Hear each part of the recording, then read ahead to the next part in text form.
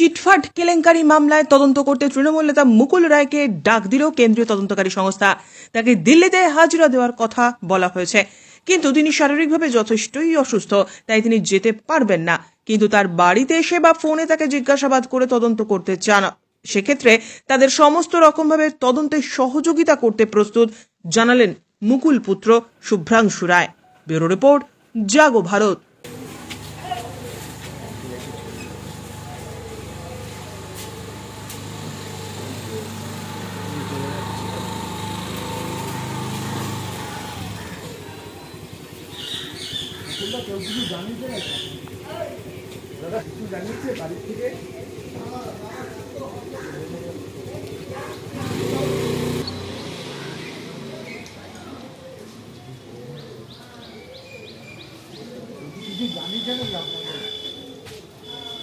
ইডির কোনো চিঠি এসছে?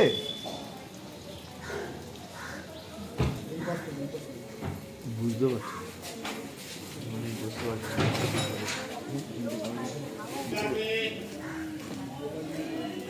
দাদা, দিল্লি থেকে কোনো আপনাকে চিঠি পাঠিয়েছে ইডি দপ্তর থেকে? কিছু জানেন সে বিষয়ে?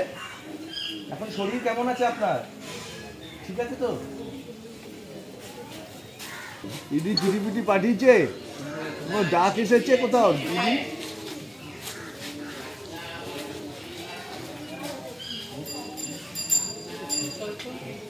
তদন্ত চলছে, এ বিষয়ে আমি কোনো মন্তব্য করব না। কিসের তদন্ত চলছে? ইডি বা সিবিআই কোনো বিষয় হয়তো তদন্ত করছে, দেখেছেন। চিঠি পাঠিয়েছে? হ্যাঁ, হ্যাঁ। কবেটা? 2-3 দিন হলো। আমরা বলেছি, চিঠি দিয়েছি, উনি যেতে পারবে না, অসুস্থ, তবে সব রকমভাবে সহযোগিতা করব।